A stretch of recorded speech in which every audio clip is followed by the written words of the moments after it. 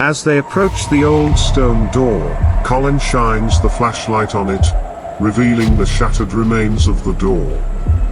The two brothers share a fearful glance. No way. This can't be happening. Colin, we need to get out of here. Now.